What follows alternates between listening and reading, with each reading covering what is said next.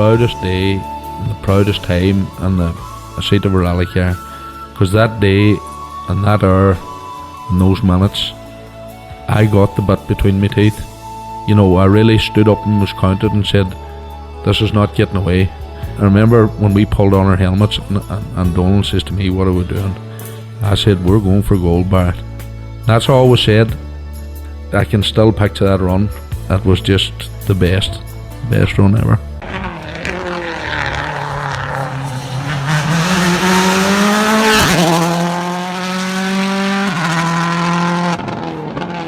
Welcome along to Krunching Gears, the rally podcast, the 2025 season, Connor, and we're on episode 4 already.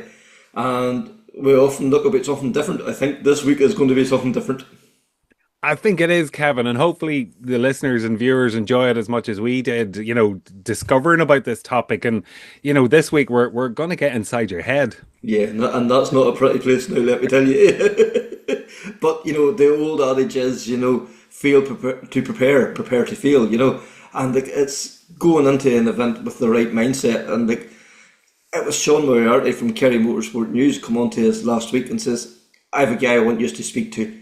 And we sat down and had this conversation. And like, even in your day-to-day life, you can put so much of this all into practice, Connor. Look, absolutely. You know, it's all about performance and how to get the best out of yourself and, you know, what you need to think about, to look at, to do. And it was such, as people are about to hear, an interesting conversation that we had. Yeah, for sure. And I suppose we should tell you who, you know, it's Sean Moriarty, and he is joined by Dr. Stephen Walsh. He's a senior lecturer in psychology. And like, you know, what he's telling you, it's not rocket science. It is, you know, it's such simple things, but it's remembering to do them and getting them into your normal day-to-day routine, your normal build-up to an event. And once it's a trained habit. That's it. And it's all about helping you when you're in that high pressure situation, you know, when you're under the auspices of competition and everything's coming at you thick and fast. It's all about how prepared are you when you get into that, and then how do you cope when you're there? Yeah, I guess, like, you know, as Dr. Stephen has given a talk now in the last couple of weeks, you know, as part of the Kerry Motor Club's Wonder programme. And like, I just think this is a fantastic idea. And, you know, he's obviously, you know, doing the talk, but he's also getting data from, you know, the participants at the thing, and he's going to take that away and hopefully try and tailor and make it even more refined as we go along then as well. That's it. And the background, what do you call it, Dr. Walsh has, like, he's coming from he is a motorcycle racer competitor, so he knows what it's like to put on the leathers, stick on the helmet and go. Yeah, that, you know, and this is such a, maybe groundbreaking would be too strong, but it's something that's going to be really interesting to see where he takes him, and like to hear him and like his thoughts of where Ireland should be on the world map. You know, I just think this could be really, I really think this could just take off. Well, that's it. You know, when we see what's being done throughout Ireland, throughout the motor clubs, about, you know, developing and further developing our talent, and you know, bringing everybody up another level, especially as we're aiming to get back on the WRC ladder again, you know, trying to bring everybody and lift everybody from marshals to media to, you know, organizers to scrutineers right through to competitors, and it's all part of this. And, you know, Sean definitely has some very strong ideas about, you know, Ireland could be, you know, a leading light in this area. Yeah, and like, let him tell you, him explain what it's all about. So first of all, we'll hear from Sean Moriarty and then Dr. Stephen Walsh. So as we come back into the new season, we're always looking at new ways of trying to improve the podcast, but more importantly, improve ourselves. And we've heard about this fantastic initiative from Kerry Motor Club, and Sean Moriarty and Stephen Walsh has joined us to tell us all about it. Sean, Kerry Motor Club as always is striving to come up with new ideas, new initiatives, and I think this here's a real goer, this one. Yeah, Kevin, look, it's you look at the off season there, like from the kind of Christmas period before we get into rallying properly, at say the Galway International Rally, the month of January is always quiet. So why not do something for the club members and give us something to do on a cold winter's night in early January? So let's kind of go into the background of the whole thing here. Stephen here is he's a doctor in Manchester University. He's a doctor in sports psychology, which gives an idea of what's going on up here while you're in all aspects of life, not just motorsport. But he comes from a motorsport background. His late dad was a rally driver in County Meath and did a lot of the night navigation type rallies back in the day. And Stephen's involved in local motorsport down here in Kerry. He's one of about 15 or 20 guys that are involved in short circuit motorcycle racing or road racing in the likes of the Skerries, Armagh, Cookstown, etc. So, as you all know, my website would cover anything with wheels in County Kerry, and got to know Stephen over the years through his involvement in the classic bike racing scene. Like everything, motorsport is our hobby, which is a day job as well.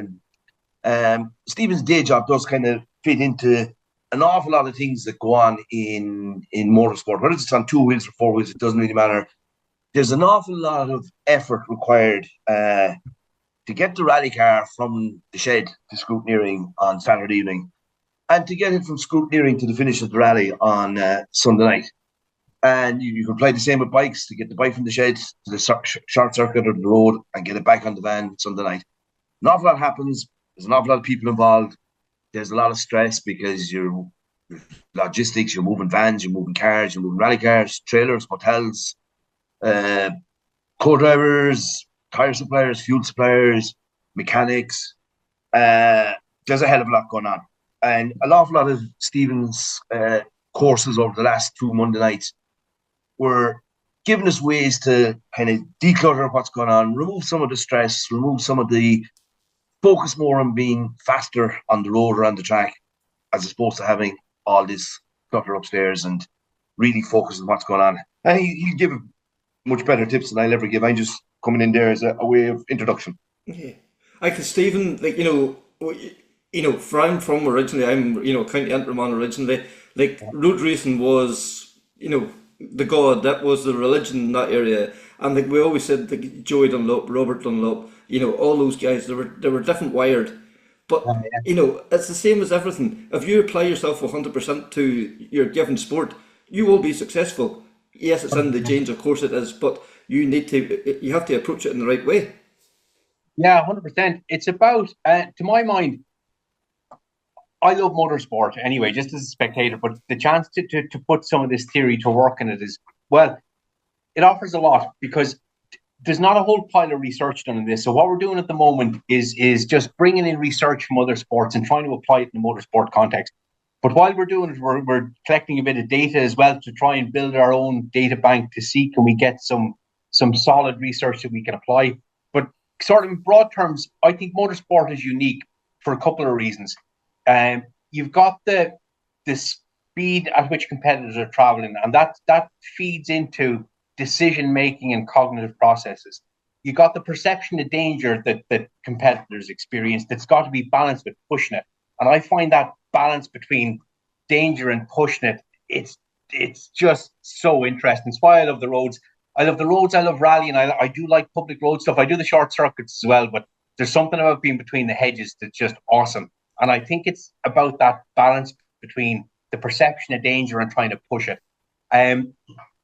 Another thing that motorsport has, particularly rallying, you're looking to focus and concentrate for very long periods of time. And other than people flying airplanes, it's one of the most interesting applied contexts where you can improve performance. And then if you think about the actual competition itself, you got the vehicle, you got the track, you got the competitors around you, you got to think of yourself. And rallying is awfully interesting because there's that communication then between the driver and the co-driver that's got to fit into it as well. Now, I actually think with my work hat on, rallying is nearly more interesting than the bikes because of that communicative aspect. It reminds me, I think, a little bit like the way the elite military units operate, where people can swap leadership roles. There's all that stuff going on in rally cars that's awfully interesting. But that's while you're competing. Then outside that in motorsport, you got to prep your vehicle. You got all the mechanical stuff going on. You got the money stuff going on. You got the social stuff going on because you have your own team. You have the club you're with, planned for the year. You got your own physical fitness. You got mental training. It's like the perfect gift. It has everything motorsport for somebody like me. So yeah, I love it. So that's kind of why I'm interested in it. And on top of that, well, I'm just a fan. Yeah. I mean, I love doing it. I love sitting on the hedge watching it. It's just awesome. Yeah, because, even to get a small glimpse of what's happened behind the scenes, as a spectator, you go and you see a rally car going past. Wow, that's impressive. But it's all the small details as made that happen. That just didn't happen overnight. That just wasn't a spur of the moment decision to go out and do this on a Sunday morning. Yeah, 100%. And it's to my eyes, it's a real manifestation of who people are. I was talking to Sean about it last night. I remember when I was a kid watching Frank Marr somewhere in Tipperary with my dad, and he just looked different than everybody else as he was coming through the stage. And like, why is that? What's going on? Same on the bikes. Like Joey looked different than everyone on the bikes. What's going on with these really good people that makes them look different?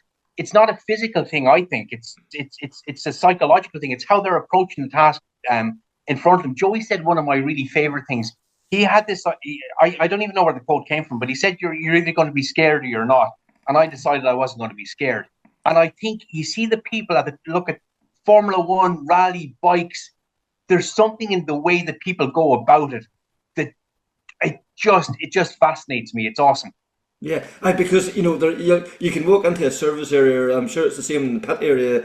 You know somebody that's going to be competitive. The way they carry themselves, even the way they interact with other people. It's a vibe they give off. Yeah, 100%. And one of the cool things about it, and we'll get onto it a bit more, I suppose, later on. I don't think that's a thing that people are born with. I think that's a function of the sporting culture that people are in. And I think you can build it.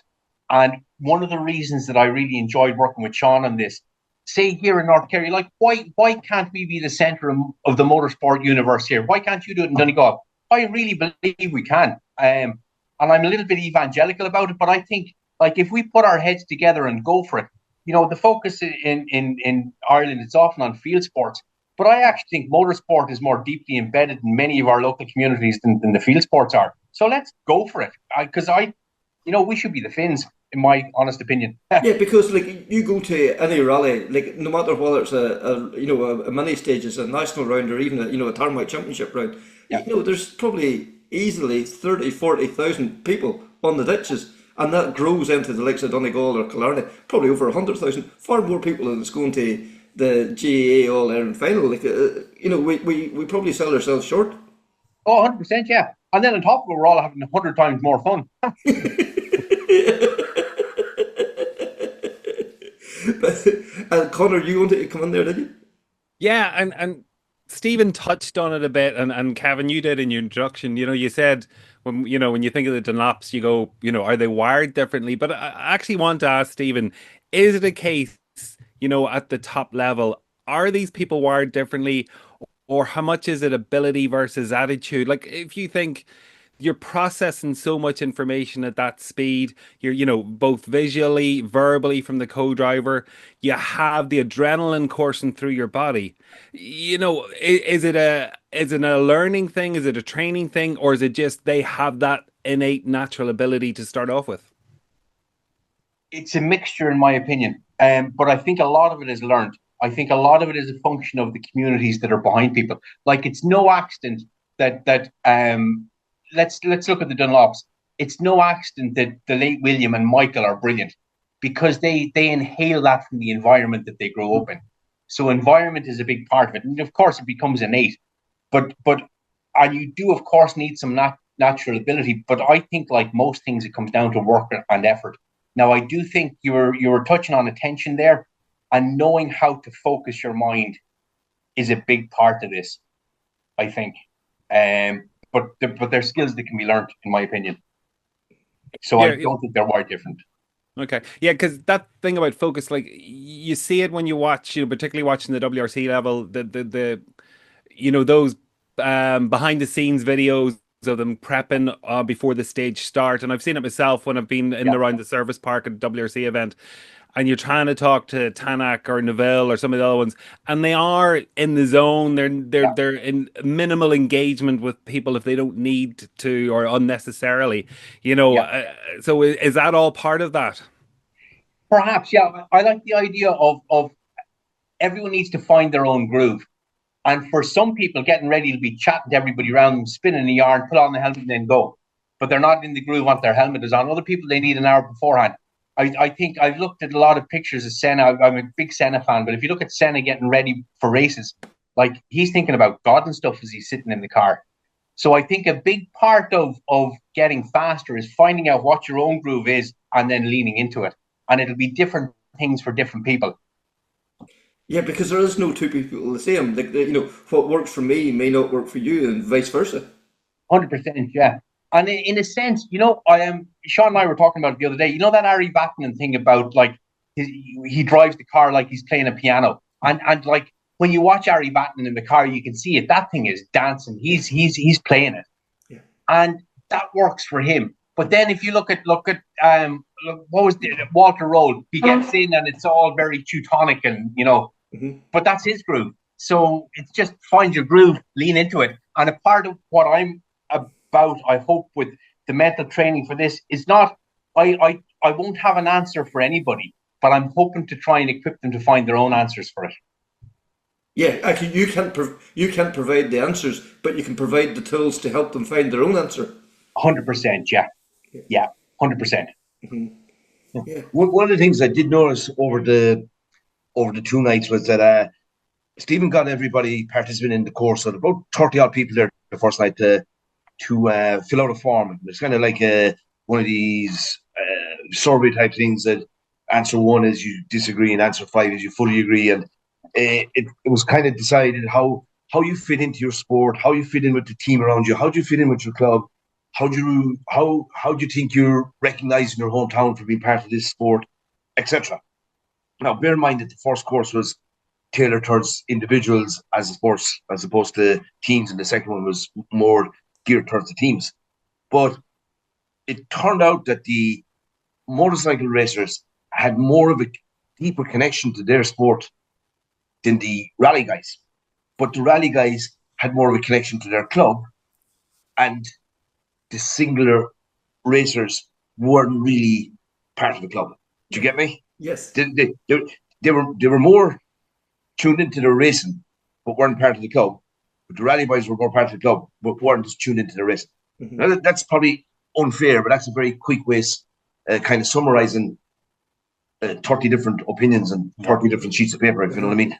Yeah, because I'm thinking, like the likes of, say, Joey and Robert, them guys, they were, Ballymoney, Armoy, the community, everybody was behind them, they couldn't walk down the street without people, best luck at the weekend, and I'm sure it was the same for the Dromora Destroyers as well, they were kings in their area too, and they hadn't really a club to hang their hat on.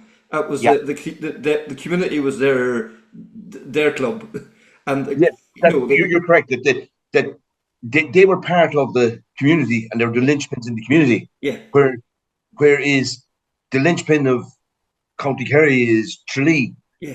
And Kerry Motor Club is part of that community. So it's the other way around with the racers. Yes. You know what I mean? They led the community, whereas the Motor Club is part of the community. And it's all part of your identity and how the sport then is perceived. Yeah. And how do you carry that into competition? It's bonkers up what we're talking about here, but how does that all relate to being a successful racer, a successful driver, a successful co-driver? And the best example I can give is our neighbouring club from Tralee here is the Clarendon District Motor Club. And Paul Nagle went all the way to the World Rally Championship, 5 World Championship wins alongside Chris Meek, DeLay, Craig Breen, etc. Paul made it. But you come down another level from that club. Nola Sullivan, Mikey Galvin, Gerard Conway, British and Irish champions. Yeah. You come down another level.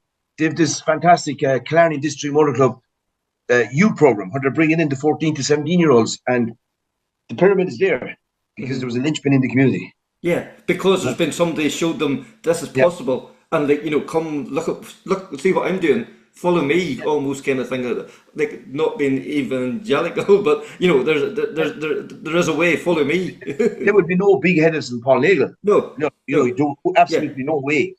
But he did it. He was an ordinary lad working in Killarney. They went up there. Yes, we all can do it. What was his determination? What was his drive? I remember meeting Paul in Killarney 25 years ago. We went for breakfast.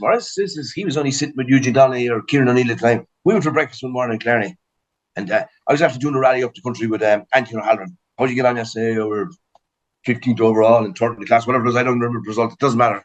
And what's the next plan? I said, I don't know. We're probably doing the next round of the national championship. What's your next plan, Paul? I'm going to the World Championship. Yeah. He knew where he was going. Huh? Yeah, He was going. I was thinking about the Clare Stages or the Saturday Gary. Yeah. He was going to the World Championship. Yeah. Because we spoke to Paul 2 years ago now, I suppose, and like that's what he said. Like he turned down seats to go for another seat because he had a plan in place. You know, it wasn't just one rally to the next. He knew if I sat with Eugene Donnelly, I'll be doing the Tarmac Championship. That'll put me in front of a different audience, and that will then give me an opportunity to move on to the British Championship, which will put me in front of a different audience, will allow me to move on to the next level. And it's having that foresight to the planning that it's not just week to week, it's the bigger picture. And the same story exists with James Fulton. And I know from speaking to a colleague in the Cavan Motor Club, and James approached the club secretary 10 odd years ago, maybe more, and I want to join Cavan Motor Club. Why? Because I'm going to the World Championship, was his answer. And to have that single-mindedness, there can't be too much more clutter going on up here at the time. You know, he wasn't worried about the leaving cert. He wasn't worried about his apprenticeship. He wasn't worried about getting university degrees, whatever the case may be. They were, same with Paul, they were going to the World Championship. Yeah. So what Steve is talking an awful lot about is getting rid of that clutter in your head. Some of it's important clutter, and some of it's very unimportant clutter. And get rid of that clutter in your head and focus on your journey. Set your target. That's what I want. And I got to steal one of Stephen's lines from the courses. I thought it was very, very fascinating. And how easy it is to eliminate clutter from your mind. And I'm going to tell the Barack Obama story because I just think it's very good. The former president of the United States of America. And you see the same with Donald Trump. Look very closely at the way Donald Trump is dressed. These guys have the same suit. Donald Trump, navy jacket, navy trousers, white shirt, red tie. Everywhere he goes. He does not have to think about what he's wearing every morning. He's 50 the same suits in the world. Yes. That's one job. Yeah, it's one less thing to worry about. Yep. Uh-huh. So simple. Uh-huh. But it works. Mad stuff like, yeah. Yeah, it does. And what Sean was saying there about Paul Nagel and James Fulton, it's really interesting to me because Sean started off with Kerry Motor Club, with Killarney Motor Club, and Paul Nagel. And I think when we're thinking about people in motorsport, we think of it too much as an individual sport. It's not. Paul Nagel came from a club. So if you want to understand the guys who are good, you got to understand the club that's underneath them and what are they doing right. Because I think the key for us all, it's in the clubs. And I use clubs in the widest sense. Like you don't have to pay 20 quid to be a member of some of the clubs that I'm talking about. They're the people who help you out, who get you a bit of petrol, whatever it might be. Do you know what I'm saying? Mm-hmm. But you've got to understand the web of relationships that these guys have that facilitate what they're doing. Because like you can't, none of this motorsport, you can do it on your own. You need people, you need help. Yeah. So by understanding that and breaking it apart, we can make sense of it. And I think when we were looking at, Sean was saying we collected a bit of data at the sessions, and the thing that we found was cross bikes and rallying, the more identified with people were with their sport, the higher their scores in things like mental toughness, resilience, self-efficacy. So the more embedded you are in your club and your team, the better you're going to be. Yes, because you're surrounding yourself with people who want you to do well. You know, if Paul Nagel walked into that club meeting, 30 years ago and says, I'm going to the World Championship, and, somebody turned around to him, catch yourself on, go and sit down in the bottom corner there. Wiped out his dream. Like that, it's just the difference of having the right people around you to fuel the fire. But you can apply that in simple terms. So you have this too much clutter going on in your mind. As Stephen said, your club is, you're bringing your rally car, you're bringing your race bike to the event. You need a van driver, you need someone to book the hotels, you need someone to look after the tyres. But if you trust one or two individuals that, Johnny's going to drive the van for the weekend, but I know he's going to park in the right place, and I know that the trailer's going to be secured, and it's going to be, that's so much clutter out of your head. Yeah. That part of the job is done. It's only one of your mates down the pub, but it's still part of that club. This club is going to be fully responsible for the van for the 3 days of the rally. Mm-hmm. That takes an awful lot off the driver's mind. Yeah. And if you think in terms of clutter in your mind, think like frame shifting is a big idea. If you think you're in your car, right, or on your bike, and like you've got to think, I would advise people before you do a stage or a circuit, make a mental plan for yourself. So say, for example, I'm going to use myself as an example just to illustrate the point. If I'm on the Isle of Man now, right, I know Sulby Mountain Mile, I'm taking a break. I'll catch my breath. I'll have a listen to the bike and I'll see how it's going on. When I'm going through the gnarly section at Ginger Hall, I'm not going to be listening to my engine. I'm going to be too busy looking where I'm going. So you make a plan and you're thinking, if I'm coming up on a slower guy, where am I going to catch him? The guy in front of me, where am I likely going to catch him? Where am I going to pass him? So that means if you're coming in, you don't want to be going into a corner focusing on both the apex and your competitor. One of them is enough to be thinking about. Yeah. So if you plan a little bit ahead and you're thinking, where am I going to catch this guy? Where am I going to get past him? Because in motorsport, attention is our most valuable resource. So we need to put a bit of thought into how we're going to use it and then eke it out like a miser. Because you'll see one thing that all the Connor asked earlier on about, are the fast guys wired differently? And I think as a general rule, no, except for one thing. They're really fast, and I think you can learn this. The really fast guys have a level of peripheral vision that's extraordinary. They can see things going on that I can't see because I've got kind of tunnel vision. But you can train yourself into that and you can work up for it. But that's a function of not thinking about too much. You can't see what's going on out in the periphery if you're thinking about apex competitors and am I running out of fuel? Yes. It's basically concentrate on the things that's important at that time. Yeah, and plan ahead, when you're going to be thinking about certain things. So if you're worried about your gearbox, where in the stage you're going to think about it? Not through the gnarly bit, somewhere where you can draw breath. And another thing that's really worth doing is focusing on breathing. Because to lower your heart rate, all you got to do is breathe out for longer than you breathe in. Now, at the start line of a bike race or at the start of the stage, that's useful because you don't want to be too pumped. Because if you're too pumped, your performance is going to decrease. You want to keep yourself nice and chilled. Breathing is a good way to do it, and that'll also help you focus. And I know mindfulness sounds a bit wishy-washy, but it is important to be able to focus your mind on the one thing that you're doing. Now, I can't sit down and meditate like a Buddhist. That's beyond my skill set. But I do try really hard when in my everyday life, I'm riding the motorbike on the road or I'm driving my car to concentrate on it and nothing else. That's how I try and train my own mindfulness. Because when you're on a racing bike or in a rally car, you want to be thinking about one thing and one thing only. You don't want to be thinking about, did I put my socks into the dryer before I left the house? Even though it happens sometimes. Yeah. On that point, and I know you're an Ayrton Senna fan. Like there was an urban myth in the back of my head, and I presume it's true, but I don't know, that in the first lap of every race, Ayrton would hold his breath as a way of controlling and settling himself, and part of that meditation piece.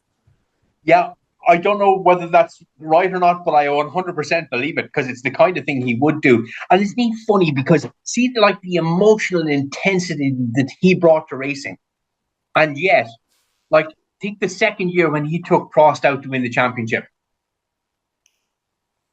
He had an emotional intensity, but he could think like a sniper when it came to it. Mm-hmm. Yeah. And that's kind of what you're shooting for. Emotional intensity, but not so it's going to impair your performance. You need to be clear-headed with a focus. And he had that. That's a great example of it, that Prost anything. Laser focus. What do I need to do to win the championship? Boom, and win it. Mm-hmm. Because they also said about it as well too, there was somewhere he hit the wall. Yeah, and he went back into the pits afterwards, and the mechanics said, or one of the top guys said to him, "What happened?" And he said, "The wall moved," and they laughed at him. There's no way the wall moved. Yeah. He insisted the wall moved. The wall moved. So they went out to investigate after the race, and somebody else had hit the wall earlier in the practice session, and had listened, and the wall did every time the car went past it. It shook and moved out, and it was only mil, like maybe only 2 mil, 3 mil, but his concentration levels was so well in tune that 2-3 mils was the difference between coming through the corner and hitting it. Yeah, that's extraordinary. And doesn't it speak to, we were speaking a couple of minutes ago about that peripheral vision, that like awareness, that speaks exactly to it. Do you know one thing I love about Senna? That year he was doing those amazing laps in Monaco and he lapped almost everybody, and then he crashed and they spoke to him and they broke the spell. Mm-hmm. That's a great example of the mindfulness thing. He was just, the best way it speaks to my mind, I don't know, does it work for other people, is the idea of getting into your groove. Like Senna was so in his groove that day. That's kind of what we're all aiming for. except for the interruption on the radio bit. Yeah, Paul Nagel had that absolute peripheral vision as well. And I've one great example, one great story of Paul in Rally Finland 2021. And I was standing on a outside corner of a left-hand bend, high-speed bend in Finland. There was a group of Irish fans on the inside of the corner. Everybody's in the safe place. And I just told the Irish fans, they're from Cork, I said, stand there now, and I get a photograph of the three being your Irish flags as Craig and Paul passes. And they pass at 160, 70 kilometres an hour. I took the photograph, got the flag framed and the rally car framed in the shot. Brilliant photograph. I was in the airport on Monday morning after the rally, and I showed the photograph to Paul. I know where you were. You were 6 Ks into Iron. It was just beside where the notes for it, yeah. You were just beside where the German TV crew were, and there was a guy with a yellow jacket standing beside you. Yeah. like what I meant by yellow jacket wasn't a marshal jacket; it was a yellow sports jacket, a yellow rally jacket. Yeah, that's exactly where I was. Yeah. And wow, and that's the peripheral vision, and there's nothing else going on. I mean, this car is flowing down through that stage. He wasn't worried about was the dog walking that morning, And even the year they went off on the last stage in the one Mexico, that they went in through the car park. Chris always says it was Paul. Before the car was even stopping through the hedge, Paul was like, "We need to go out through here. This is the way." And he had the route planned to get back out of the car park out onto the stage again. And I panicked there. It was because he was looking at the bigger picture. Yeah. I would have never found that hole in the hedge again. No. Yeah, but Paul had seen that, and this is where we need to go. We need to go around here, out past there, and up there. And he had that all done, and with the adrenaline coursing, everything going through his veins. But he had the wherewithal to say, slow everything down. This is what we need to do. Yeah. Focus, and learning how to focus, learning how to concentrate. Mm-hmm. Yeah. Because we've seen, Sebastian Loeb, probably one of the, if not the greatest, one of the greatest rally drivers of all time. Yeah. Had that, he was always seen in areas in his pump of being very cold, very calculated, ruthless determination. Stop at nothing to win. But that's what he needed. That was his groove. Yeah, 100%. Yeah. And another interesting thing I think about all these guys is they're all pretty humble fellas. Yeah. And the reason they are, I had a really interesting chat with a guy at work that works with guys racing open wheel cars, trying to get them up through the formulas. And he said a problem that a lot of quick guys have in the single seater racing is that when they get to the stage where they have to move from paying for their seat to being paid for their seat, they move to the paid seat, working with the team as if they're paying the team, and the team get their backs up and they won't work with them and they don't go any further. So all the good guys, they all have that humble thing going on because they get people that pull in behind them, row in behind them, and go. And it's funny, John and I were chatting a little bit earlier on. Now, I like the rugby. I'm not the biggest fan ever, but I'm fascinated by the All Blacks because the All Blacks, they have an 80% winning rate. Under Steve Hansen, I think they won 88 games out of 103. It's extraordinary. And it's not that babies in New Zealand are born different than us, but there's something in the culture. And I'd like to be able to untangle that and find out their lessons and apply it to motorsport. A big one is the idea they have a sweep in the shed, that good people make good All Blacks, and the idea that when they go into a changing room, they don't expect anyone to pick up after them. They pick up after themselves because no one's too big to do the small jobs. And that, I think, the way we're working on such fine margins in motorsport, it's the little things that catch us out. And I think that's another reason why the humble guys do well. Because they'll check stuff themselves. They'll, you know what I mean? They're not reliant on somebody. They're not swanning in, jumping on the bike or the car and going. I think that focus, humility is another aspect of that. Not because people are self-effacing, but because they mean it. They're here to do a job, and they'll do whatever it takes to do that job, including putting air in their own tires and fuel in the tank or whatever it might be. Do you know what I mean? Yeah, because Joey Dunlop again was the prime example of that. Joey. Nothing made Joey happier, a flag in the mouth and a spanner in his hand, and that was Joey Dunlop. Not that he hadn't a team of mechanics around him, there was people there to work on the bike, but he felt he still needed to get his hands dirty and get involved. Yeah, and that was his groove too. Yeah. He'd like getting hands on, he could trust it, and off he'd go. Mm-hmm. And look at Schumacher, see the year that Schumacher won the Formula 1 title for Ferrari, was it 2000 when he won it? I think he tried 3 years, nearly made it, hadn't. Fourth year, It was really do or bust time. And when he got there, he was made up, but he didn't say, I won it, yeah. Yeah, he said, we won it. Fair play, Ross. He said, we won it. That's how the good guys think. Yeah. They don't, there's, what is it they always say, there's no I in team, isn't it? You know, so. 100%, yeah. Yeah. And what Schumacher had, the guys that stay in the garage for him until 4 o'clock in the morning. Yeah. Aye. Stephen, you mentioned Loeb, and I'm just thinking, Loeb would have transitioned. So Loeb was a gymnast. Yeah. Where he would have been very solo, all in his mind. He would have been making his own judgment calls, his own thing about learning balance and when to move, not to move, all the rest of it. So for him to transition then to trusting a co-driver and to take the information from somebody else and believe and trust, it's no longer his own decisions anymore. It's a joint decision. And again, what was it that made that work that Loeb had, or that he was able to do that so well? Now, forgive me because I'm not a rally guy, but what do you call his co-drivers? What's his surname? It's Daniel Elena. Daniel Elena. Yeah. I think the key to Loeb's transition was that he and Elena were great buddies. I mean, they practically lived in each other's ear. I gather Daniel Elena is a hoot to be around, and they got on like a house on fire, and that's the key. And again, Sean and I were chatting about it last night. We were talking about Michel Mouton and Fabrizio Pons, and I was watching the thing when I was getting ready for Sean's sessions, and I had to look it up today, but it was Portugal, I think, in 80 or 81. There was fog on the stage, and Michel Mouton was talking about driving through that stage, and it was like she could see it by listening to Fabrizio. Yeah. And I think Loeb and his co-driver, they've the same thing going on, and it's because the way I'd understand it in kind of psychological terms, it's shared identity.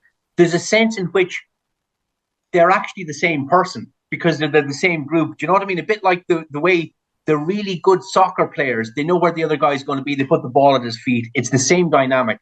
There's a sense in which they're the same. Yeah, they're one and the same. They have they're almost looking out the same eyes. Yeah. Sean put it beautifully last night. He was saying, in a sense, the navigator was driving the car. Yeah.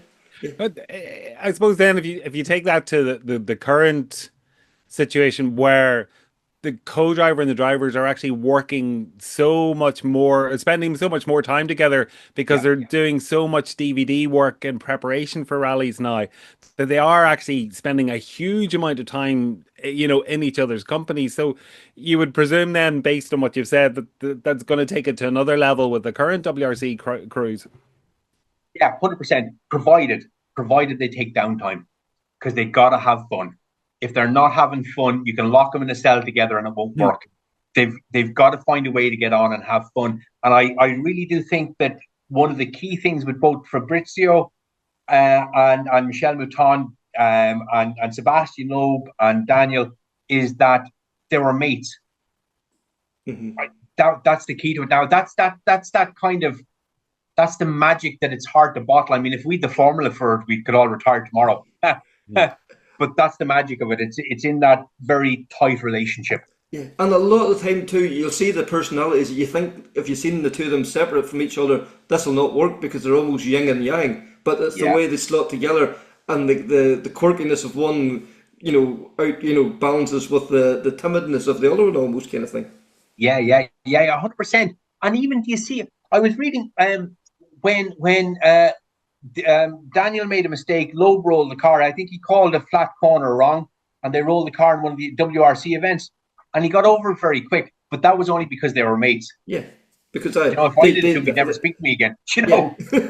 But it's that mentality, like we won together, we lose together. It's not just, it's not whenever we won. No, I'm the driver, I done a great job. And then when they crash, it's the co-driver's fault. It's having that kind of collective responsibility from both sides. Yeah, and that can be worked on. And it's about, I think, earlier on in the conversation we were talking about club, and this is the sense in which I kind of mean club. Club is this thing, it's got to be built on mates.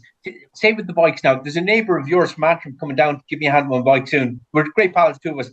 He's going to get into his car and drive all the way down to Kerry to help me with the bike. Mm-hmm. And that's the kind of things that our sport builds on.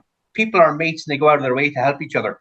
You can't buy it. It's why even at the highest professional level, there's still something cool in the likes of rallying, because it's got that personal element in it. Yeah. Because we often see, at the start of a stage, cars queuing up, and you look down and there's a car up on its side, and five or six drivers scurrying and co-drivers as well, trying to fix, they would knock the guy's head off to take a second off him on the stage. But Yeah, that wee yeah. gap between the stages, there's the crack, there's the banter, but there's, no man left behind. Yeah, and money couldn't buy it. I know on the bikes, it happened to me this year. I fell off in the Isle of Man and I wrecked the front of the bike, was badly bent. And a guy took his bike apart to put his front end of mine. Didn't even ask him, just did it. That's motorsport. But then you also told a story, Stephen, about the Isle of Man, and correct me if I'm wrong now, but I think in one of your early practice laps in the Banks Grand Prix week, you broke down at the bottom of Bray Hill, which said Bray Hill is the famous place where David Higgins bounced the Subaru rally car across the road, and we all know the in-car footage of that one. But the speed on a motorcycle there, you tell me, Stephen, I don't know. Quick. But Fast. one of your very, very quick motorcycle. Stephen pulled into the driveway of a house and sat out the session until he could get recovered off the open road. And I think it was Dean Herberton, which is one of the TT superstars at the time, passed him and made a remark in the paddock that I saw you pulled in it on the left-hand side of the road at mile marker 2, just down by Bray Hill. Explain that story, but how is this guy focused on Bray Hill and still seeing Stephen on the left-hand side? Yeah, that's the point. It's kind of like Sean's story about Nagel earlier on. The vision of these guys. I was pulled in, I was standing in a row about 12 marshals. This guy didn't really know me for bar soap. But back up the paddock later on, he said, I saw you pulled in. I was like, whoa, how did he notice that? Yeah. Yeah, but that's a skill you can learn. Practice, peripheral vision. But it's down to having the clutter from up here disappeared, and it has to be focused on the road ahead of you and the 10 meters each side of that road. That's your vision. Yeah. And any other thing And that's going on all up that here is matters not at that time as well, too. That's it. That what you can see, that's all that matters to you at that particular moment in time. The South Africans have a great statement like now, if I'm meeting you in the pub now, it could be anything in the next hour. Yes. If I meet you now, it's in 10 minutes. If I meet you Yes. now. Yeah. Because 3 hours. Quite call him Roy Keane always says about, like if you're meeting him for lunch, like at 1:15, you have to be there at 1:10, because if you're at 1:15, you're late. Yeah. Stephen, can we flip it to the opposite of that then? Where does the likes of the mind games, and Sebastian Ogier is a major player of mind games and psyching out the opposition. So we've talked there about how friendly and how much of a bond there can be, but how do you get around, or how do you cope with? And we had the perfect example this year where Thierry Neuville in, I think it was WRC Greece, that Ogier was trying to psych him out, and Neville wouldn't rise to the bait whatsoever. He managed to he coped with it extremely well. Yeah. I see that in group terms as well, so I would. And the way that I see it in group terms is this. Whatever team we're a part of, we're always looking for positive distinctiveness. So we're always measuring ourselves against who we're competing against. And we want to compare ourselves to them in a way that reflects on us being better. And we'll find a dimension to do it. And in some instances, our dimension along which we can frustrate our competitors is by not rising to the bait. And another group-based thing that would feed into that is that the more embedded we are in our team, the more support we feel behind us. And the more support we feel behind us, the stronger we feel. If we feel strong, it's easy to ignore bait. The time we rise to bait, I think, is when we're feeling vulnerable. Yeah. Because if you haven't the positive, if you're not feeling positive about yourself and somebody starts telling you you're bad, you will feel worse. Yeah. But if you're feeling good, it'll just whatever you think, and just move on, won't you? Yeah. So. Yeah. You just think, Egypt next. Yeah. Maybe is that something we saw last year with Thierry Neuville? He did seem to be, have a different attitude, a different mentality, a different approach to the WRC season, maybe compared to previous years. Yeah, and the answer I strongly believe is in the teams. Yeah, because Stephen, that's probably as you said earlier, that's something he has learned. It's not something that he had naturally in his armour. That's something he has had to build and work on over the last few years. But equally ruthless then as well. And if you remember, it's probably exactly this time 4 years ago, and after the Monte Carlo test, but ahead of the rally at the recce, sank his navigator, Nicholas Kulsul. Bye-bye. Yeah. and Yeah. new navigator drafted in Monday morning. Yeah. That didn't happen. That was ruthless. Yeah. Ruthless. Yeah. But that's the mindset that his mind was so clear that I'm going to win the world championship. Yeah. And to make And that happen, I need to do this. and I'm going to do this. Yeah. And to hell with the consequences. Yeah. And next. Yeah. And sure, Nicholas wasn't over happy about the situation. I mean, Martin Van got to see him. He's a world champion. But that's what it took. And he was ruthless about it.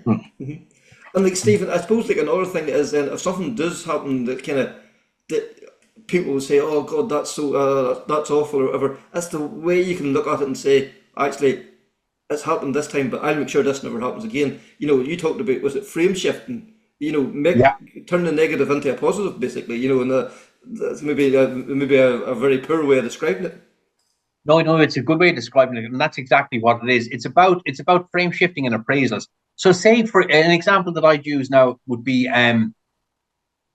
if you think of pre-race nerves, right, and if you think of the physical feeling of pre-race nerves, now is that fear or is it excitement? Now, I would say that in terms of how it feels in your body, there's no difference between fear and excitement. It's just what you make of that feeling in your body. Now, I was lucky enough at a very young age, I figured out that I liked excitement. And I have very seldom been afraid since. Because it's the same feeling. If you look at it, Nick, and another thing that I love, I got this from the All Blacks and the rugby, the idea that pressure is a privilege. I really buy that. Yeah. And it's the groups that people belong to are the key to unlocking that appraising of things as privilege and excitement rather than fear and challenge. And if we orient young riders and drivers coming through that way, heaven knows where the limit is. Mm-hmm.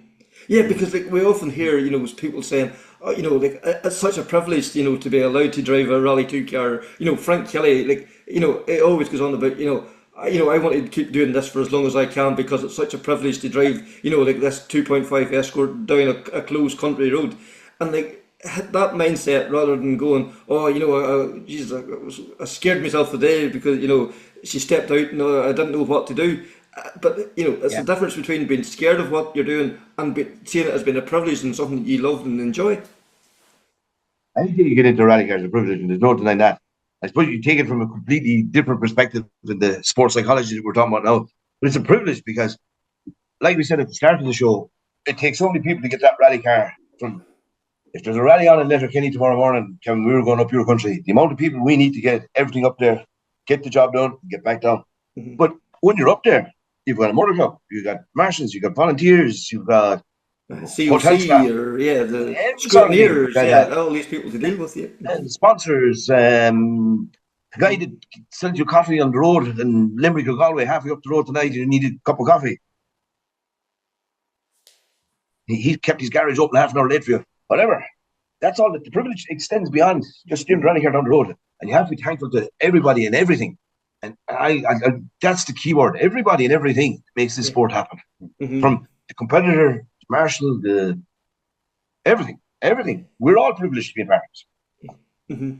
I could even get into the shop, like getting a cup of coffee, to go up there and smile at the person serving you the cup of coffee. Like this, this is a thing that you can put in everyday practice. Just say thank you very much, smile at them, rather than just tapping and walking out again. It's just all those wee small things will just make your life easier, make everybody's life easier then too. And if your life's easy, whenever you step into that car or onto that bike, it's easier then to close off your mind to what you have to do. Then I'm going to ask you a question. I'm trying to reverse things around, but Kevin, do you not know how this works? Of course, but land you on the spot here. No different than myself. You do live broadcasts. You do live interviews at stage finishes and on finish ramps, and when that's happening, you got to be kind of in the zone there when who you're talking to, where you are, and again, there's a lot going on there. But you got to focus in on what you're saying and focus in on what the replies are, and there could be 20 cameras in and around you, but you just still focus on the person you want to speak to. Yeah. Because you're listening intently. There's no point in having 5 questions in your head, because whatever that co-driver says to you, that could throw 4 of them questions out the window, because they suddenly told you, you know, at a brilliant stage or at a puncher, and you're like, oh, right, wasn't expecting that, you know, and you have to go with it, you know. So. And there's so many interruptions there. Like I said, there's 20 cameramen around you. There's probably a marshal. There's a 90 rally car. There's a time control marshal telling us to move on. There's so much going on there. Yeah. You just focused. I on that there on that moment, yeah, for that 1 minute or 30 seconds or whatever you have, yeah. So, yeah. The same curious, but really what Stephen's trying to teach us here, you know, it's yeah. We'll all be better broadcasters, not better racers. trying to control me to 30 seconds is difficult. Wish I was a better racer and psychologist. And Stephen, you know, the likes of issues and conflict, like, you know, if we look at last year and you take Formula One and the Red Bull team, where the team, you know, it seemed at one stage was literally pulling itself apart between all the different issues and people leaving, but yet Max Verstappen was able to, you know, shut that out and just focus on what he needed to do on the racetrack. Yeah. What does that take from a mental, you know, attitude and an ability? I think there'd be three key things: mental toughness, so the ability to stay focused, resilient, and adaptable under pressure.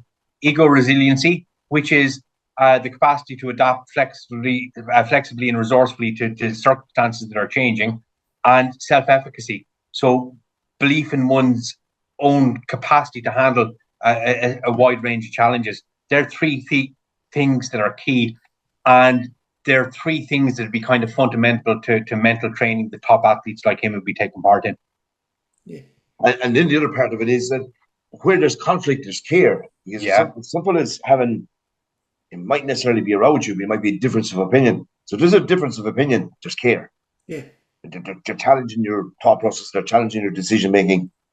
Why should there be conflict? If there's conflict, there's care. That would be. Because if there wasn't a conflict, they don't care about you. They're like, go on ahead, kind of thing. But if there is a kind of, they want you to do well, they're pushing you. Yeah. That's a really good point. Yeah. See around. But when there's conflict, there's care. There's an element of I'm challenging your beliefs because I think there's another way of doing it. It doesn't necessarily be better. There's another way of doing it. And when that care exists, let there be conflict. Yeah. So how important is it then to have a support network then within either your own circle or within the team or? Crucial.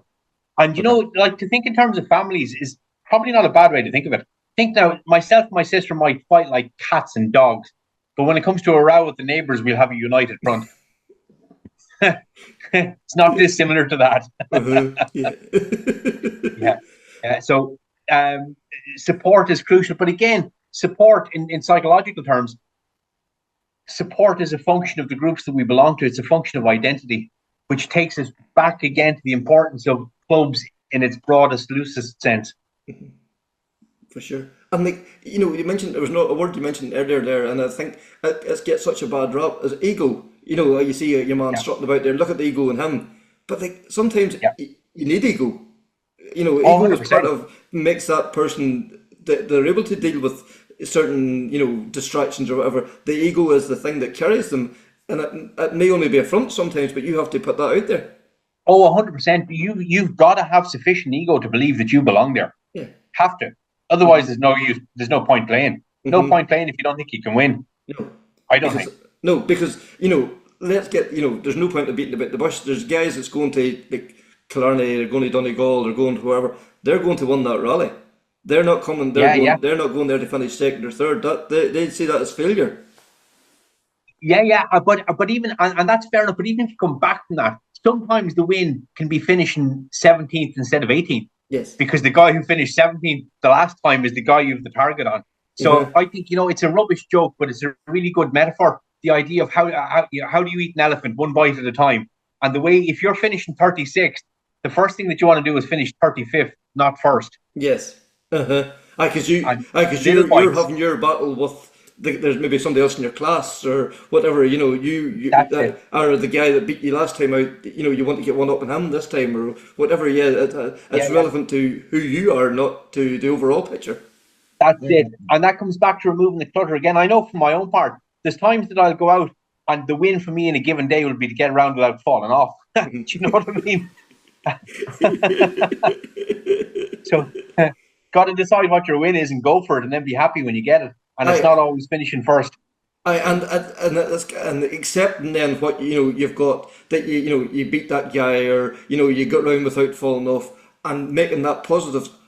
I set out today. I didn't want to fall off. I set out today. I wanted to get one up on the guy that beat me last time out. I've done that, and I've done that. That'll drive me forward. I'll take this now into the next time, and I will do something different then next time. You could have, run a bad luck and you failed to finish 5 rallies in a row. A bad finish is better than a non-finish. That's a win. And then setbacks then create setbacks like the 5 non-finishes create determination to get the finish. So, the 5 failures in a row forces the 6 success, if you know what I mean. Yeah. And I suppose, and like these guys at this level too, it's not just even at the top level, this is at every level. You have to be prepared if something is happening. How do I solve this? It has to be rapid. You have to make a decision, and right or wrong, you have to stick to it, and you have to make it instantly. Like, it has to be, you can't be thinking about this halfway down the stage and 2 or 3 miles in the back of your head going, oh, what am I going to do now? Oh, will I do this, or will I try that, or what? You have to make a decision. This is what we need to do. If we've got a flat wheel, we're stopping and change it. We're continuing to the end of the stage. This is what we need to do. But it goes beyond that. The top crews would have figured out that, right, we've got a puncture. We're pulling in. Navigator jumps out and gets the jack up. The driver gets out and gets the spare wheel. The driver changes and does the nuts and bolts on the new wheel. The navigator secures the damaged spare in the boot to get back in to tie up again. There's a sequence of events. There's no point in the two of you jumping out of the car and saying, who's getting the ratchet gun? Yeah. There has to be.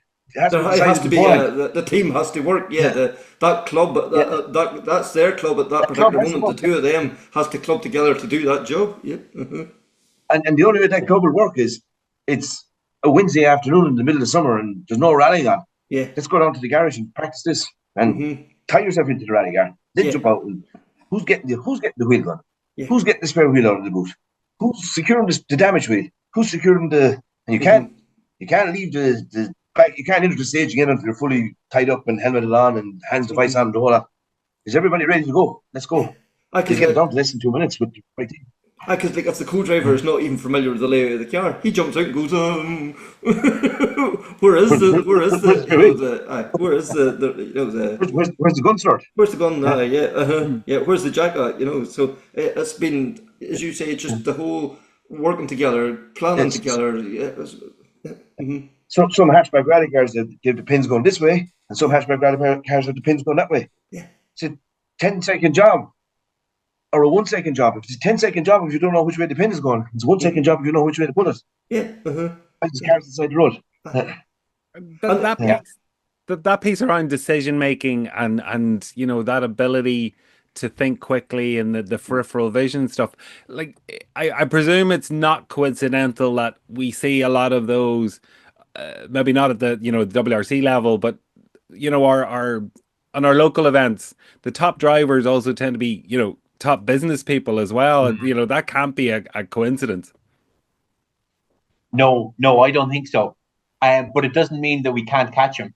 And I think Sean's point there was really well made, because we spend ages thinking about our vehicles, thinking about our tires, thinking about our physical fitness in terms of being able to run X miles and so on.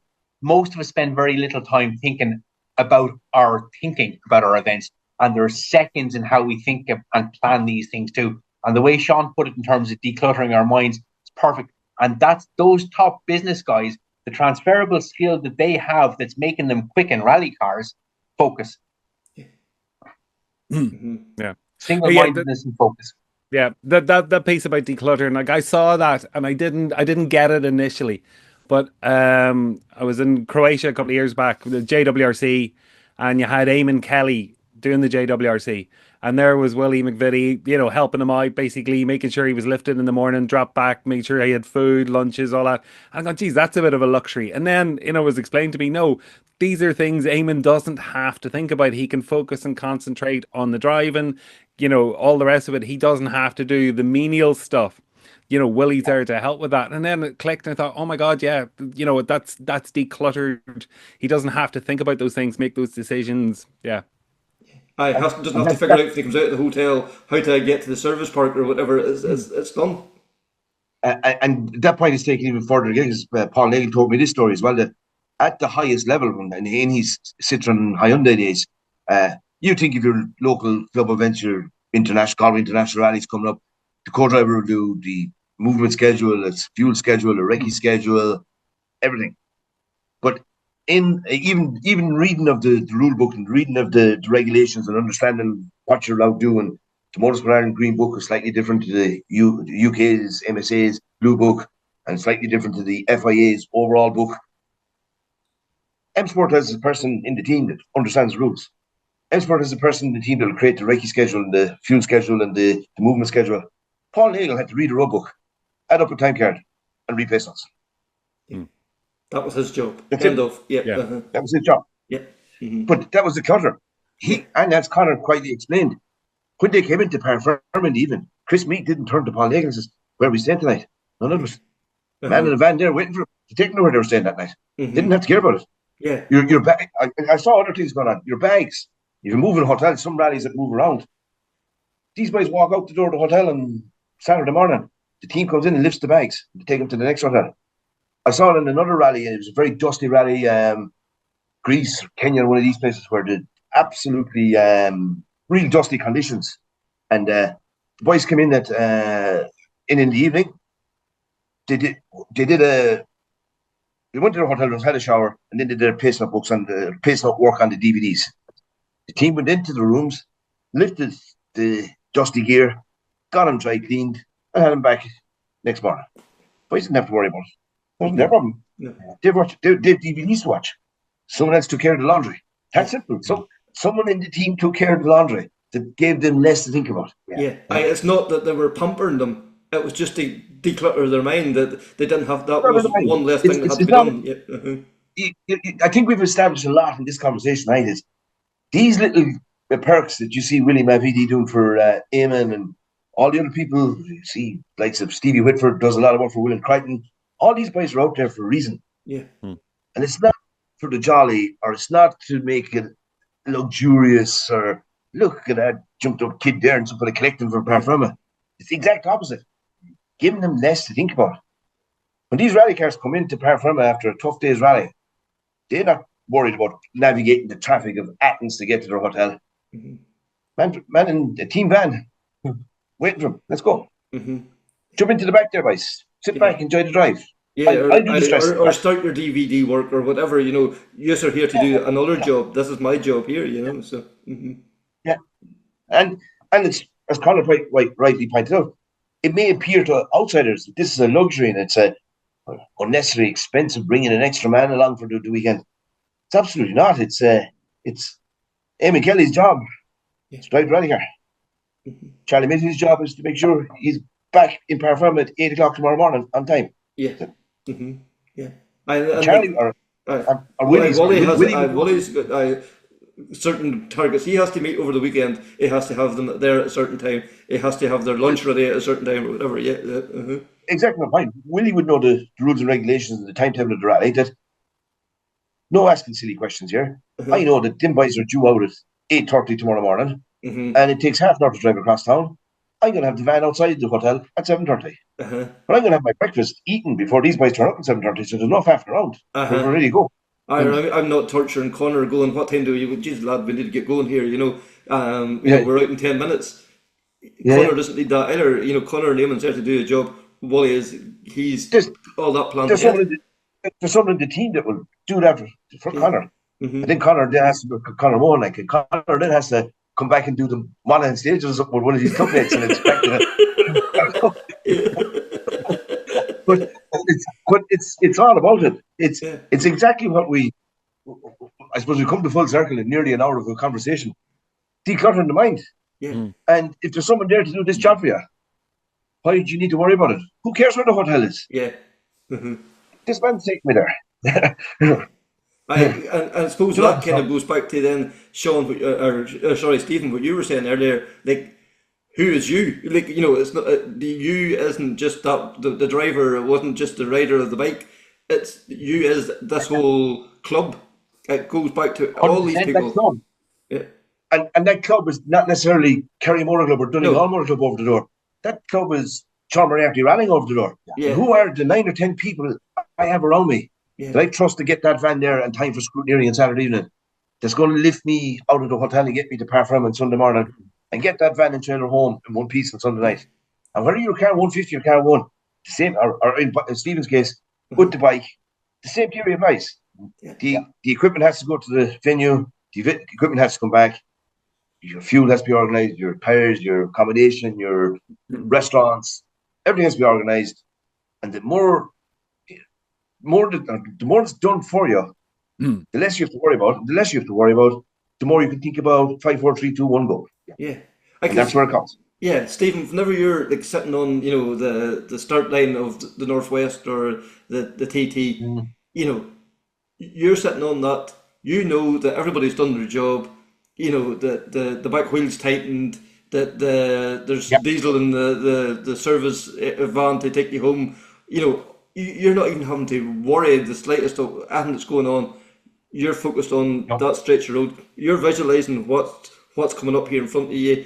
I'm going down now to Station Corner or whatever. That's all that's in your head. Yeah, 100%. We had, because I'm lucky enough, I have a really good group of lads who give me a hand. But I have my pre-race thing again, because it's when I have to think about it. Jump on when I put on my helmet. I'm good until I put on my helmet. Once my helmet goes on, that's it. Conversation is over. Get onto the bike from the left, and then I'm just thinking about the first corner. Get on the bike from the left. Did you hear that? Yeah, that probably is as well too. There is certain wee quirks, and if that works for you, embrace it. Oh yeah, I can't get onto a bike from the right. Got to be the left. Yeah. What club do you go on first? Left. Get him behind the right wheel running car. I'm left-handed, but on the left hand. Didn't Joey Dunlop? Was it a red T-shirt he always had, Dave, on? There, there's Yeah. there's John always puts a penny down his left. yeah, there always has to be a Michael quirk. Dunlop has a- But if that works for you, you embrace it, don't you? Yeah. 100%. Michael Dunlop has a can of Coca-Cola cable tied at the front of the van. Don't ask why. You're not allowed to ask why, but it's there. But it's there, yeah. It's in place in the Mercedes badge. There's a can of Coca-Cola in the Mercedes circle. It's there. It's there forever. Why is that there? Don't ask. What? Yeah, but it's obviously something that has happened at some point, and that's worked. And he's like, I can't undo this almost now, kind of thing, as well too. So Yeah, but what don't change it. yeah, I have a balaclava that's over 20 years old. I won't wear it. I can't wear it. So it's illegal. It's out of date. It's everything. It goes in the rally bag. And I will not start a rally. Where is this 20-year-old balaclava? It's in the rally bag. It's in the rally bag. It's with me. And then I suppose, like, say, God forbid, then that Sean lands out to the first stage in Clare, in September, and suddenly looks in the bag, it's not there. It's having the resilience to deal with that as well too. That not throw the toys out of the pram and deal with this. This has happened. There's no point in getting annoyed about this. He has to deal with it. Driver's briefing. Yeah. I came out of the driver's briefing to Certic area early on a Sunday morning in April about 10 years ago, and realised that now I'm only living on the other side of town from the Rose Hotel, so it's maybe 6-7 minute drive on a Sunday morning.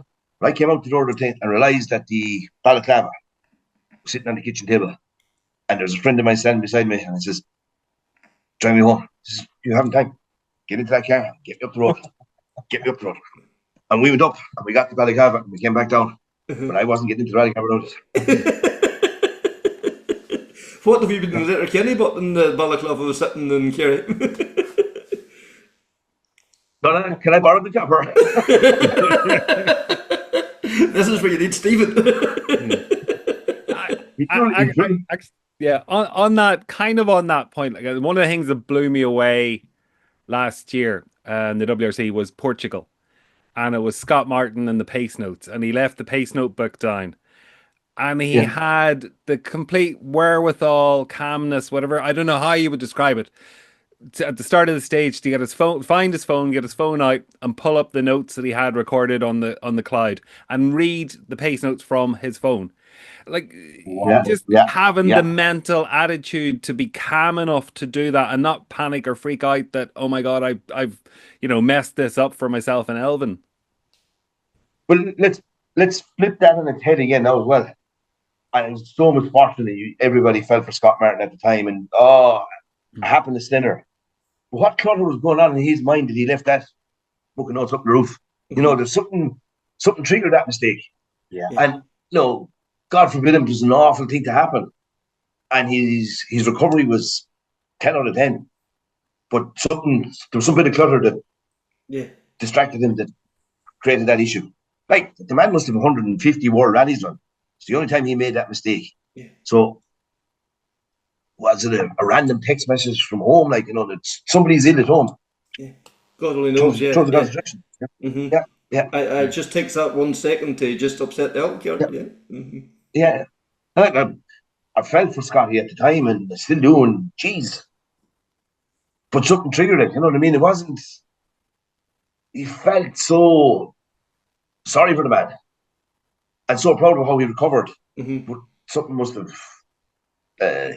just something triggered the error. And you feel for that too, like, For sure. Yeah. And like Stephen, I suppose, like from Elfin's point of view, he would be looking around going, Jesus, your man's forgot the pace notes.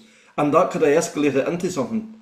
But, it's having to manage that as well, to say, oh, hang on a minute, he's got his phone out, he's got the notes, we're okay. And it's taking the time to, as you said earlier, breathe, just calm, we're okay. This is not. This is not going to benefit me losing the rag here. We just have to work with what we have. Yeah.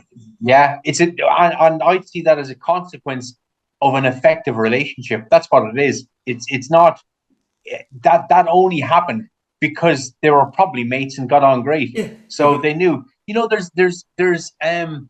There's a certain type of confidence when you're used to working with people all the time. Say, I know with the lads who helped me with the bike, I know that whatever happens, we'll figure a way out of it. Yeah. And that sounds like exactly the same kind of process. Yeah.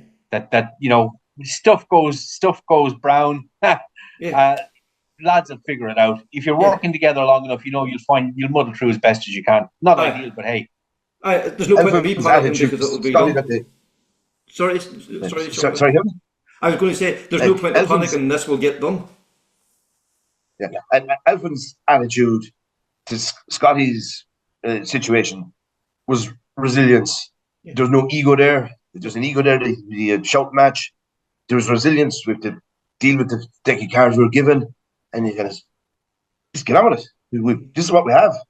That's all we have. Yeah. It's a wet rally, and you've 4 sticks under the car. Yeah. That's all we have. Yeah. Get on with it. We can't change this. We have to deal with what we have in the here and now. Yeah. It's so important in all of this is to know. Yeah, mindfulness. Yeah. And part of that mindfulness thing, I think, is good athletes in every sport. They always have an eye in the long game. You salvage what you can. Mm-hmm. Because everything is in the context of the season. Mm-hmm. Yeah. Which is it about appraisals again?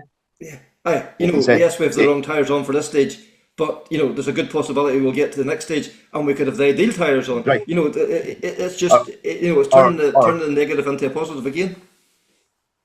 Or Scott and Elvin's case that we could retire out of the rally now because we don't have the right notes to do the thing. Yeah. Or we could keep going and finish 5th and get 5th place points in the championship. Yeah. That 5th place point might be worth 2 points at the end of the season. Yeah.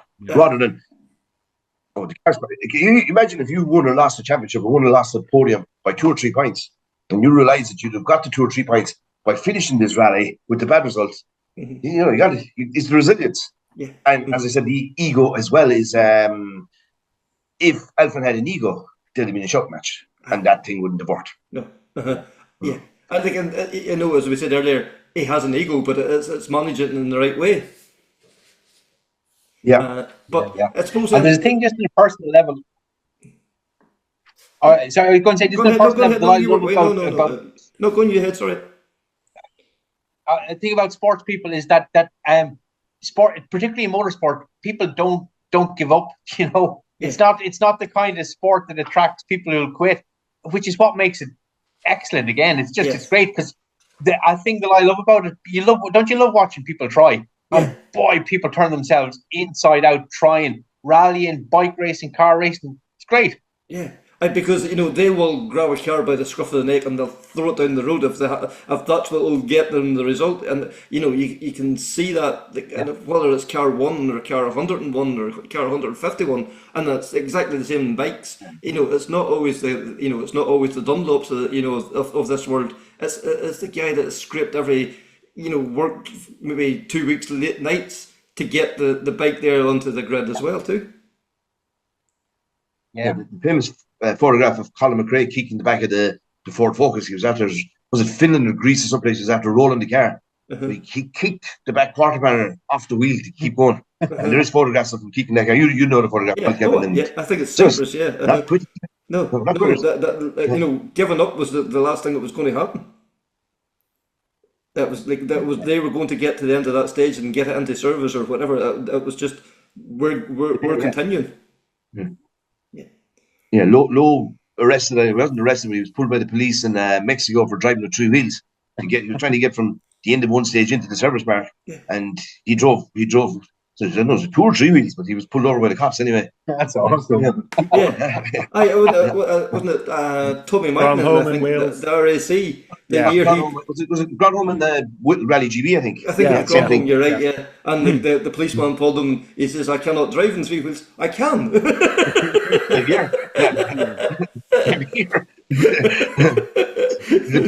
plate to see him after getting this man. Yeah. But again, it's that self-belief, that I can do this. It's not, I may be able to do this, or I might be able to do this. I can. Yeah. And Stephen, I suppose now maybe we'll start wrapping things up. But I think we should go back to what you touched on earlier, was the whole thing about New Zealand and this belief, this ingrained thing in the psyche of the people of New Zealand, that they are the best in the world at rugby. Anybody that comes here, or we can go anywhere in the world and we will win. And New Zealand's not much bigger than Ireland population wise. No. Yeah. It's not something that that's every child that's born in New Zealand is going to be a rugby player. This is a learned skill as well too. No. And you think that Ireland should be trying to figure out what this is and make motorsport, make Ireland the New Zealand of motorsport. 100%. And it goes back to what you said just coming into this last section, where we can. That's what it is. They have in New Zealand, they have the idea that good people make good All Blacks, and that's part of it. And then good people become better when they pull on that shirt. Good people come better when they jump into a rally car, jump on a motorbike. And it's about that we can. Of course we can. I mean, maybe I can't, but we can. Yeah. So if we go at it with that mindset, in my bones, I believe we can do it. I mean, motorsport is so deeply embedded in our culture, as much as rugby is to the All Blacks.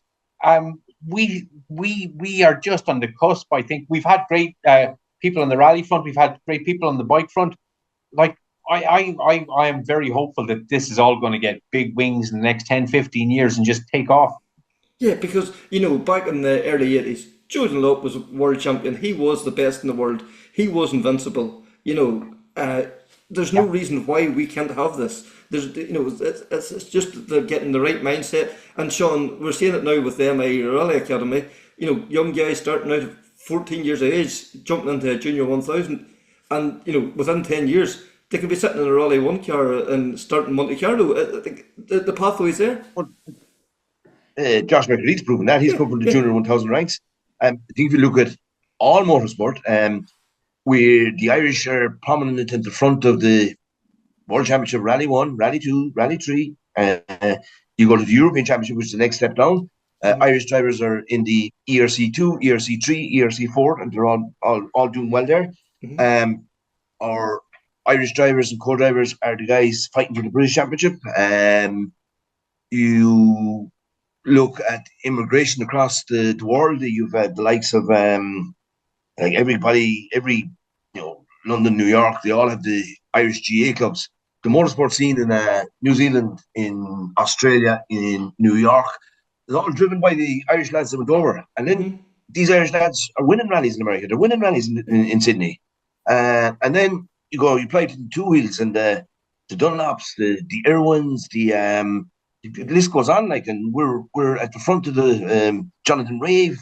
from the front of the World Superbikes, British Superbikes, Irish road racing. There's a penny in the middle of the whole lot, and it's this is and you even take it slightly different. You have to look at it. It takes everything to make this happen. The biggest man in one of the biggest men in Hankook Tires in Europe, and Hankook Tires are the control tires for the FIA World Championship and the FIA Junior Championship, is a Belfast man. Just an example. One of the men in the top level of Michelin Motorsport is a Cork man. Yeah. There's Irish mechanics working for M Sport. There's a girl from out here in West Kerry, she's originally from Downpatrick County Down, but her grandparents are from West Kerry. She's an aerodynamic engineer with the Aston Martin F1 team. It goes on and on. Everything that's needed is here. We have it all. Everything from the engineers, the mechanics, the organisation know-how. If you're a club member that can run a Donegal International Rally, or run a Killarney International Rally Lakes, or run an RMI road race, you can run a World Rally Championship. Yeah. It's the same principle.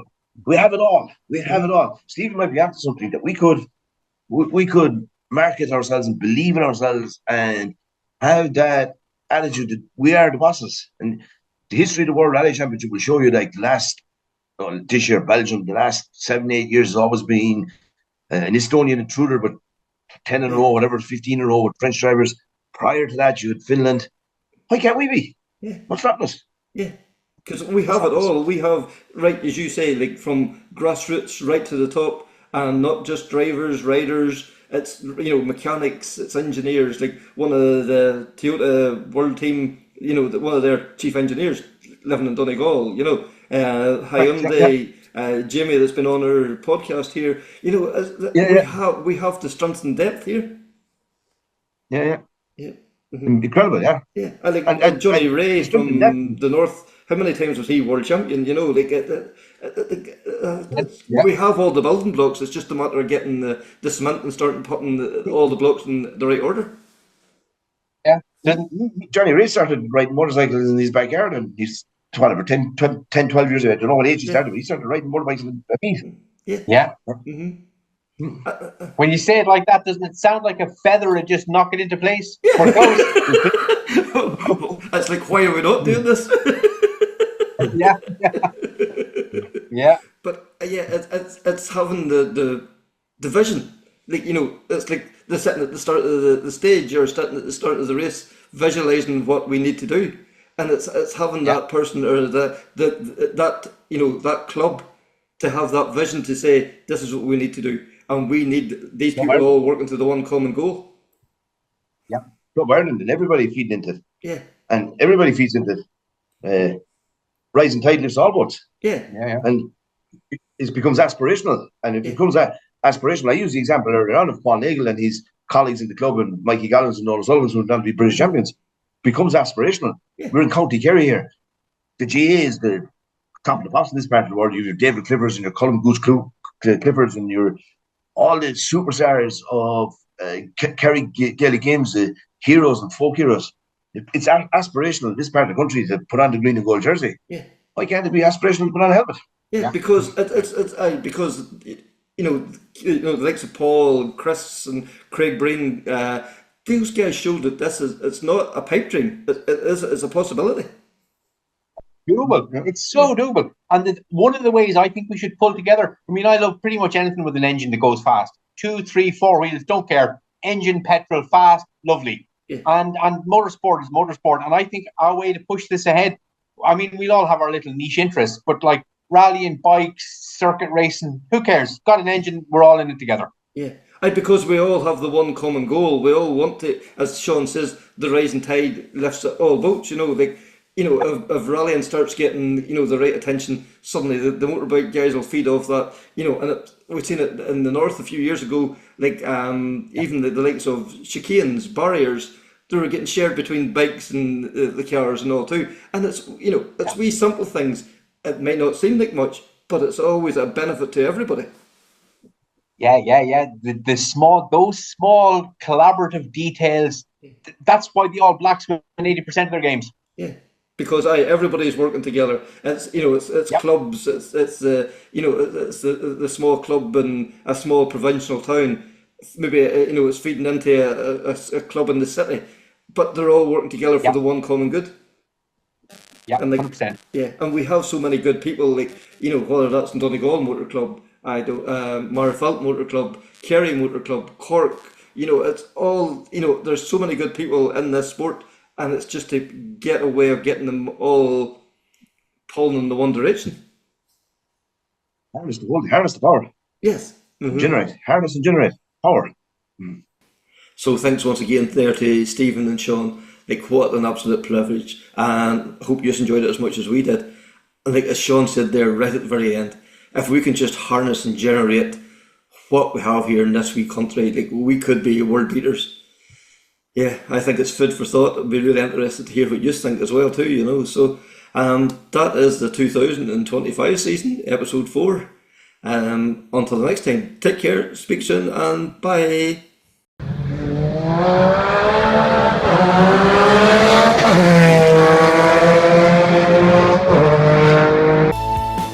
It's the proudest day, and the proudest time, and the seat of a relic here, because that day, and that hour, and those minutes, I got the bit between my teeth.